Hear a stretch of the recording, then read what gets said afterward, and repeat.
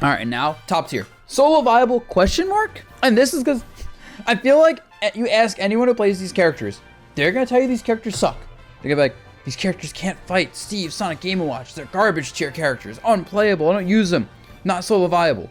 And that's wrong, but it makes sense. When you're playing these characters, you know you're playing an objectively great character. And it feels bad to play one of these characters and still know, man, this is a top 20 character. And it still feels like I got screwed by the bracket.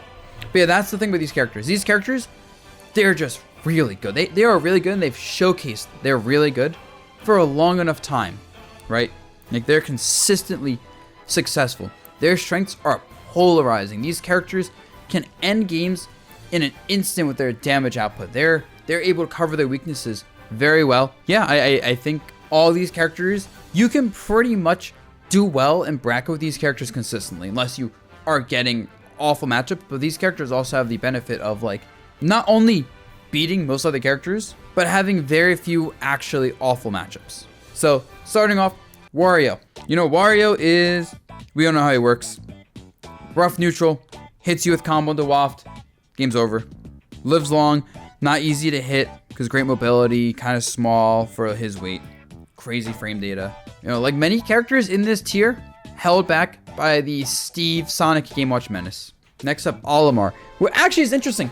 Olimar actually does well, relatively speaking, into Steve Sonic Game & Watch. He actually can fight all those characters. I think all those matchups are slightly losing, but like they're not unwinnable. His issue is just that he does have random, really hard matchups. Like, you ever see Olimar versus Aegis, Olimar versus Rob, Olimar versus like Hero, as weird as that sounds. Yeah, but honestly, he is really good, as weird as for me to say. He has a well-rounded matchup spread. His damage output is strong. Like, obviously, Purple Pikmin Toss does so much to enable the rest of his game plan. Like there's not a single character in this game that really deals with Purple Pikmin Toss into him just running forward to control space with his insane buttons. Well, and he is just held back by the fact that he's so lightweight. He just gets hit and he dies. And I think more than any other character in this tier, except maybe Fox, he is very fragile. And that is the thing that holds him back from being potentially even a top 10 character. Next, we got Samus.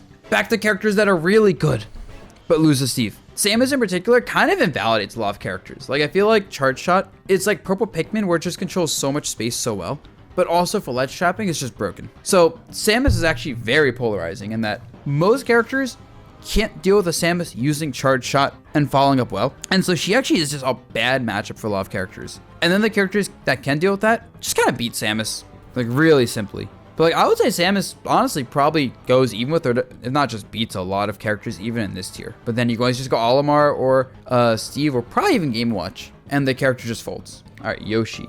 Yoshi is, on paper, not the best character. In practice, he has just a unique set of overtuned traits.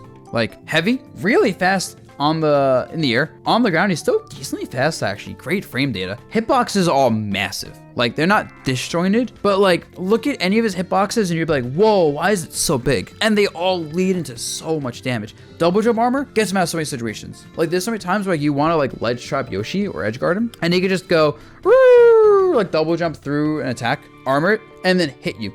So his disadvantage state is not just really good, it's uniquely hard to punish, and he forces you to get enough damage in neutral to even start really pushing advantage on him. Of course, he gets walled out. That's his issue. Like, he has to approach. His egg is like a decent projectile, but it's not groundbreaking or anything. He's on a timer where he has to approach and he has to take risks, and his success as a character depends on, did his approach go well or did he get walled out? But yeah, very, very good character.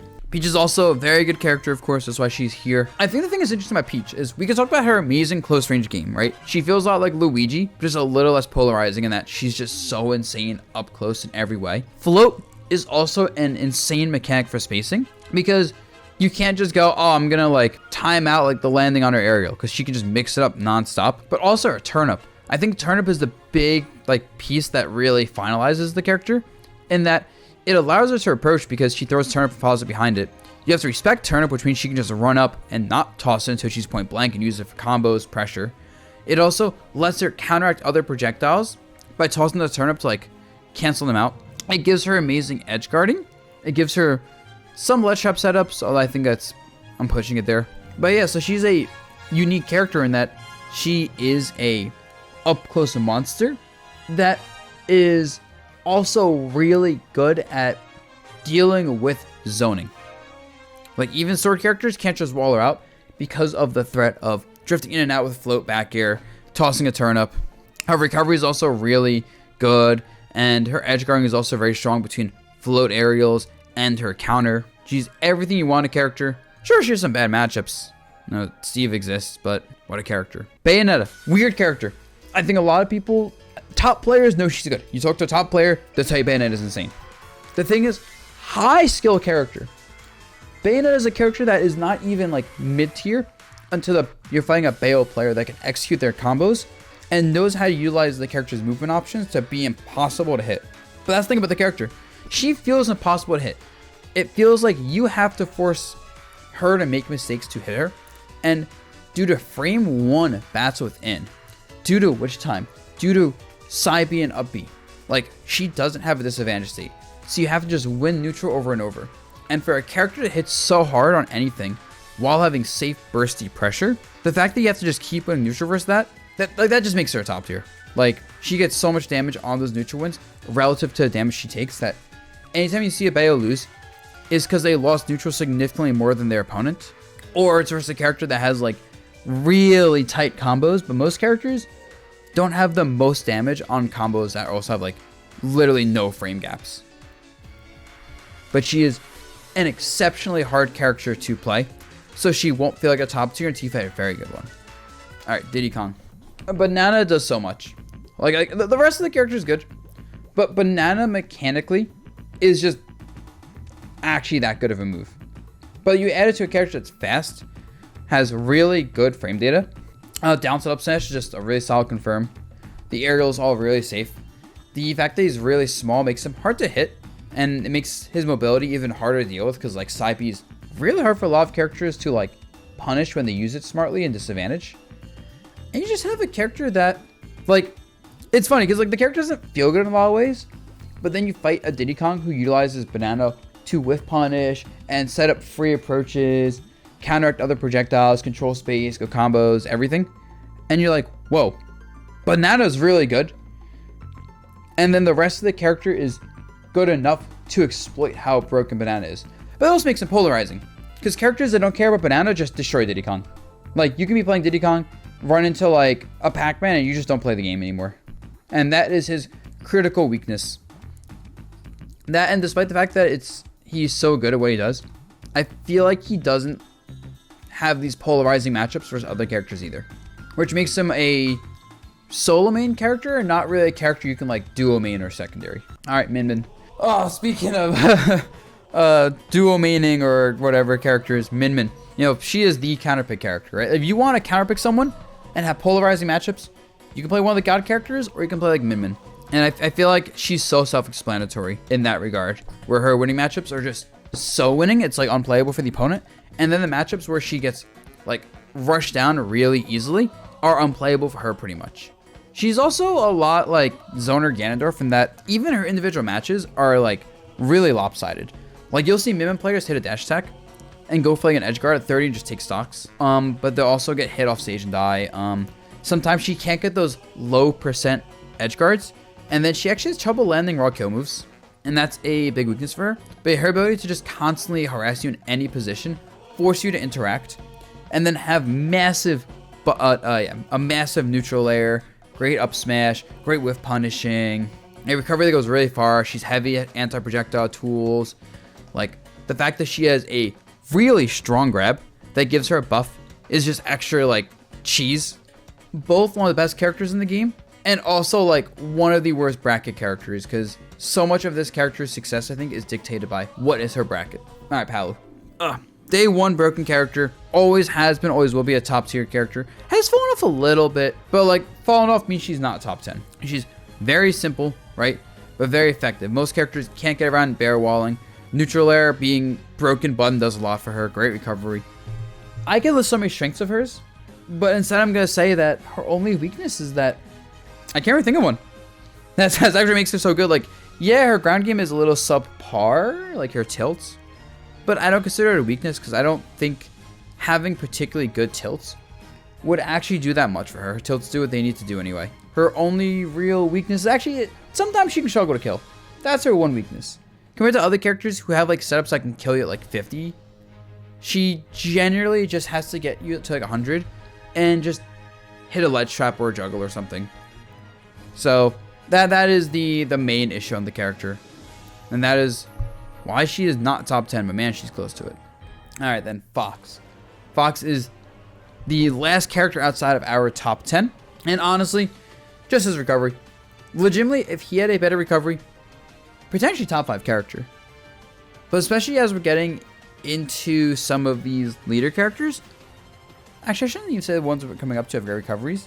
But I think for Fox, it's poor recovery combined with the fact that he has to fight. Like, he's so fast, he chooses when to fight. Being fast is always broken. And obviously, he's just...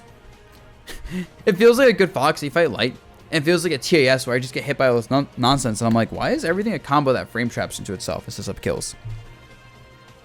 But, like, you know, the character's approach game is linear. He is lightweight. It is easy edge guard. So, for as strong as his neutral is and his advantage state is, he's kind of like good Sheik, where you get punished hard for making mistakes, and people are going to naturally make mistakes, and that's what holds him back. Alright, Roy. Whew, this character is... he's kind of, honestly, a lot of what Fox has, but his speed, of course, is a little bit slower. Like, he's Fox, but in exchange for being a little bit slower and having slightly worse frame data, he has a sword. He's actually able to challenge other people with his buttons. His recovery is also a little bit better than Fox in my opinion, but he also cheeses stocks really hard. You're never out of the game with Roy because you just need one jab back air, one nair into jab, one landing up air into a billion up airs, one side B in the corner, one like parry down tilt tech read forward smash. Like, he has a lot of setups too from what you can hear, right? Like, there's a lot of ways to get these cheese stocks if you're looking for it. And he's kind of been consistently just an extremely good character. Has some extremely difficult matchups, but I almost feel like the nature of him being such a high damage, high frame data, high speed character who also has a sword means he like stat checks most of the cast by default. Like, he just kind of just has good matchups across the board, unless it's a character that uniquely doesn't have to interact with him. All right, next we got Joker. You know, this Joker. We all know what he does. You know, he runs around, he gets Arsene. He's like, LOL, Arsene, I am speedy Ganondorf. And that kind of like character is always gonna be good. It's like, if I look at his tools without Arsene, it's like he's decent. The fact that he's a character that can put on constant chip damage due to his projectiles. He has the speed to not interact. And then he's basically able to just constantly rack up damage, force you to approach with punish you with his speed, or use his disjointed aerials to outrange you while getting Arsene and then absolutely nuking stocks. Especially because his combo game, right? He has so many multi-hits for drag downs, like forward air and up air. Down air is a great spike. Back air is just an amazing move. His smash attacks are all really good. Dash attacks are great. Like, I think every one of his buttons is good. Like, the only button that stands out to me as not that good are like his tilts. Like, his down tilt's kind of up tilt's very situational. Forwards is pretty good though. But like, every other one of his buttons, like, above average, like exceptional. And also, a really unique part of him, he's hard to combo. Like, even though his his false speech make him easy to combo, he has like a uniquely thin body, so a lot of combos just don't work on him. So it's weird. Like, the good characters don't care about that, but most characters do care about, man, it's just hard to combo him. Even just hitting him is deceivingly hard due to how small he is. I guess he's held back by his Arsene recovery. Even the Joker recovery isn't the best, but being a fast character like him, he's kind of able to just choose where to fight, which means he could just choose to fight you in spots where you can't hit him into an edge guardable position. All right, Cloud. Man, Cloud's a good character. Man, yeah, like I mentioned stat checking a couple times. Cloud is like the stat check character. Like back air is the move that is better than most characters in the game, right? Like, put Cloud versus like any character in high tier and below, and watch most of them struggle to have good answers versus back air and forward air. Add in the damage he's doing on those moves, the way they destroy shields. Limit as a mechanic is just a bonus that lets him kill people extremely early and be even harder to out neutral when his neutral already, like, conceptually the character is built to be high speed, high damage, good kill power, massive range. He is conceptually meant to be an absolute monster neutral whose weakness is recovery. But the thing about Cloud, his recovery isn't as bad as his character design would make you think it is. Up B, ever since they buffed it years ago to have a quicker ledge snap, it's hard to react to like well-spaced up Bs with like a 2-frame, and also the up B can challenge you pretty well. If he has limit, that's just a free recovery pretty much, and it's not hard for him to get limit with how much he's just pressuring you. In fact, he has limit charge, and he's super fast. His airspeed also lets him kind of like just jump to center stage anytime he's scared, but he's heavy enough you can't just like touch him with anything and send him off stage into a vulnerable spot. And yeah, he's a really good character. He also does really well into most of like the god characters we're gonna get to. Kind of poor into heavyweight characters, like DK's losing matchup, and Cinnamoroar isn't great for him, honestly. Like Bowser even is rough for him. So I think a lot of heavyweights can be rough for him. And like characters that are really fast and can set up edge guards well, so like Greninja is a good example of this. Or like weirdly enough, like Inkling can be difficult. But interesting part of the game is those characters are kind of invalidated by like the really good common characters. And honestly, characters that rely on edge guarding in general aren't the best because so many characters, and general recoveries and ultimate are really strong. I think recoveries were overtuned across the board. And you really see that where a lot of the characters that have very strong edge guarding still can't exploit it enough versus the good characters that have good recoveries. And then the character doesn't really work if that's the case. And so a lot of strong edge guarders just aren't that common in the meta. But yeah, Cloud especially is one of those characters where if like the meta was a little bit different, I can easily see him not even being top 20. But as it is, he's so strong into the characters people play. He's low-key better in like top 64 of a major than like pools. Now, we are on to the last parts of the tier list. Meta warping. These are the characters where you need to know these matchups. They are just, of course, very strong. That's why they're here. But they're also really polarizing. They're characters that have game plans that, like, it's not just, oh, you need certain tools to deal with it. It's, oh, most characters don't have the proper tools to interact well with these matchups. And for the player using these characters, the game plan is really easy. It's like you need to uniquely outplay your opponent to get around like their basic game plans. And the reward for not outplaying your opponent is pretty much death. I think we'll go over each character individually, but these characters, if you don't have a good matchup into a lot of these characters, you're going to be gatekept, right? Kazuya, I'm not sure who's more of a polarizing character matchup-wise between Kazuya and Mimin, but I lean Mimin only because most characters just can't fight Kazuya. Like, if your character is forced to interact, the Kazuya matchup is almost guaranteed to be losing.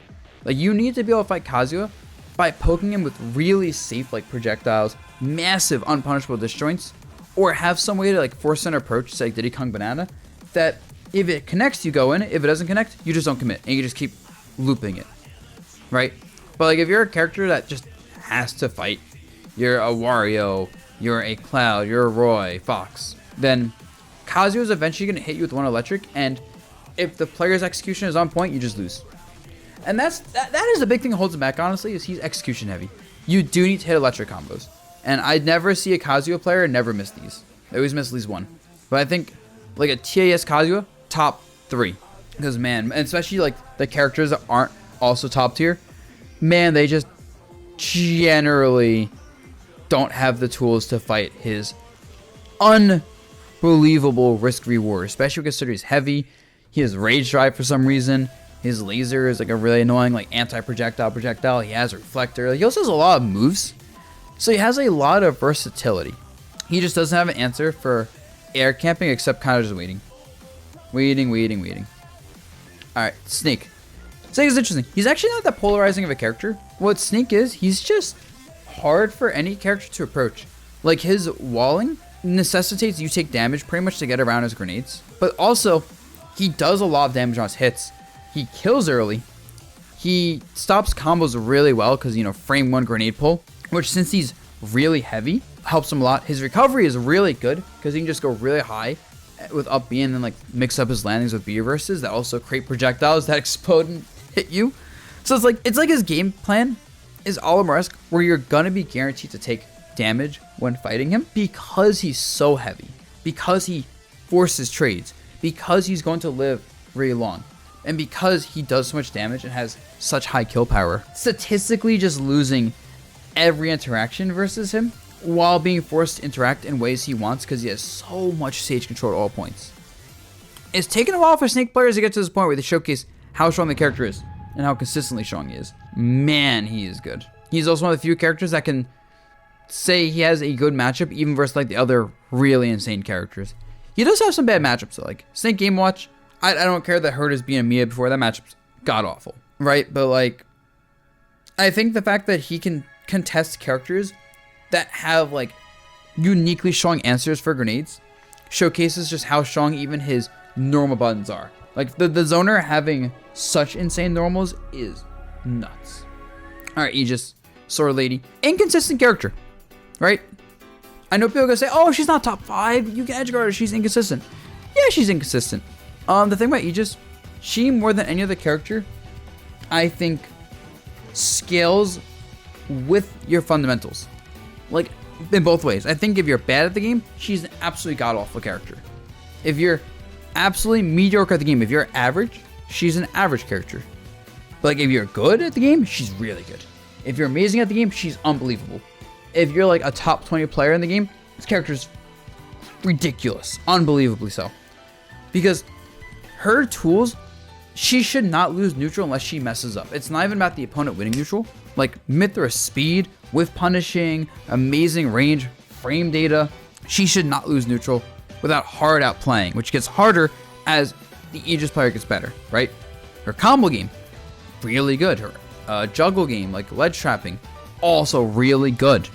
Pyra enables her to kill you very safely. Like just jump back down here does so much for her while being unpunishable. But like a lot of Pyra's buttons are just kind of unpunishable without parries, and even then it's hard to punish. And they're so threatening with their kill power. Character's recovery, yeah, it's exploitable, but it's not as bad as you think. Because the thing about any character with bad recovery, it's can you set up the edge guard, right? If the Mithra player is just playing center screen and avoiding getting hit by moves with low knockback angles, you'll hit her off stage and she can just side you back to the ledge a lot of times before you can get there. Or like, yeah, like she can go Pyra and like up B before you can set up a 2-frame. So good players who know how to position to avoid edge guards, it's really hard to get the most out of when neutral versus her, especially also because frame 2 foresight of Mithra, like if she does that, not only she got a situation, she reversals you. And yeah, I just think the combination of all of her over-tuned movement stats and sword attacks runs over most people when the player is good enough to utilize it. All right, now we got Rob.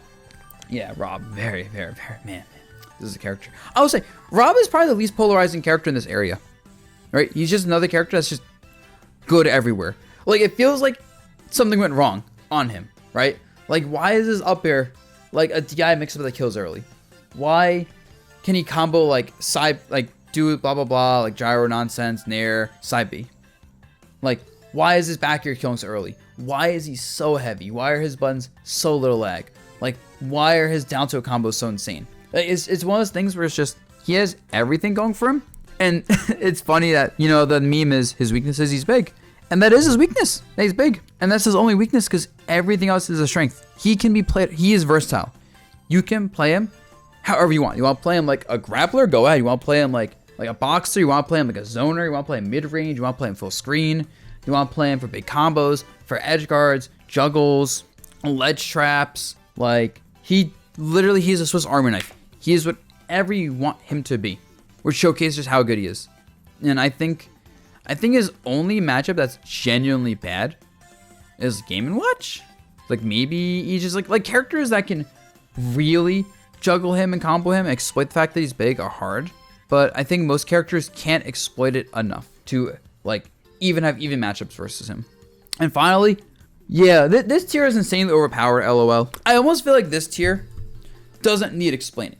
Like, I think anyone who keeps up with competitive Smash will agree, yeah, these three characters, they kind of just invalidate most of the cast. Like, the tier below had, like, a lot of characters that just invalidate characters, but mostly it was just, the characters below are really good, and they just have winning matchups across the board. And then it's like, yeah, a skilled Game & Watch, good luck consistently winning versus that. Like, up B alone does so much, you know. Sonic, he has a lead and most characters can't hit him, but he's able to safely pressure you pretty easily. That's like hard call it out. I would say of the three, Sonic is the hardest to execute in that regard, where it's like you need to be really good with Sonic. Like, you need to be a really good player to exploit Sonic's strengths consistently. But like, once you are, this character genuinely puts you in like checkmate scenarios off like one spin dash that does like 50% into a potential edge guard. Also, I forgot to mention with Game Watch, Bucket's broken. Like, all of his aerials just really safe, leads to lots of damage. Neutral Ledge Trapping's godlike. And then Steve is Steve, right? Most characters actually just don't have an answer around him making walls, mining. And if you jump over the wall, he does a back air. If you try approaching through the wall, he can hit you through the blocks, or he does like a minecart to control that space.